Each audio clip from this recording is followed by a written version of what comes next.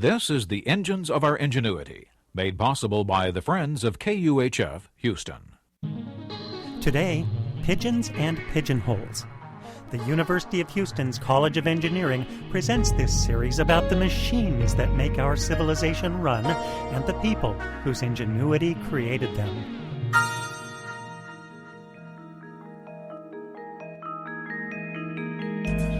Here's a question. Do any two people in Houston have the same number of hairs on their heads? Sounds tough to answer. Lining people up? Counting their hair follicles? But there's actually an easy answer using something mathematicians call the Pigeonhole Principle. The Pigeonhole Principle is a wonderful mathematical tool because it's so incredibly simple, yet comes in so handy.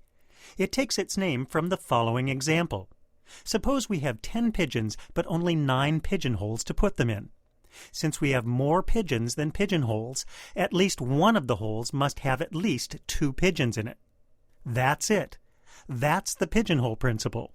Whenever we have more items to put in holes than we have holes, at least one hole must contain more than one item.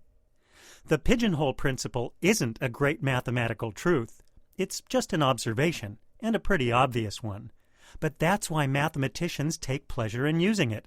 It's so basic that when it shows up in the solution of a more difficult problem, it evokes a smile. How could the Pigeonhole Principle be used to solve anything but the most trivial problems? But with a little ingenuity, it can. Let's take another look at our hair problem. The average head has 150,000 hair follicles, so we can safely assume there's no head with more than, say, 1,000,000 hairs on it. Now, let's imagine we have a collection of holes labeled 0 through 1,000,000.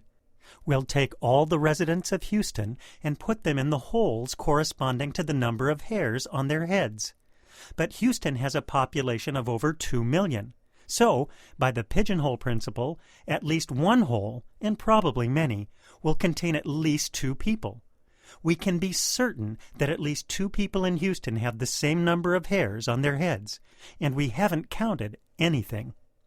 The fascinating thing about the Pigeonhole Principle is that it's the solution to many questions that, at least at first glance, seem difficult to answer. The tricky part is recognizing that the Pigeonhole Principle can be used and then figuring out what are the pigeons and what are the holes. For example, suppose we're in a room full of people who spend the start of a meeting shaking hands with their friends and acquaintances. Each person may shake a lot of hands, or just a few. But when the handshaking's done, at least 2 people are guaranteed to have shaken exactly the same number of hands. Think about it. It's a consequence of the Pigeonhole Principle. Do you have 3 different styles of socks mixed up in your dresser? No worries. Just pull out any 4 socks and you're sure to have a matching pair. Once again, it's the Pigeonhole Principle at work. Of course, many more challenging problems can be solved with the Pigeonhole Principle. You can find links to some on the Engines website. Pigeons and pigeonholes.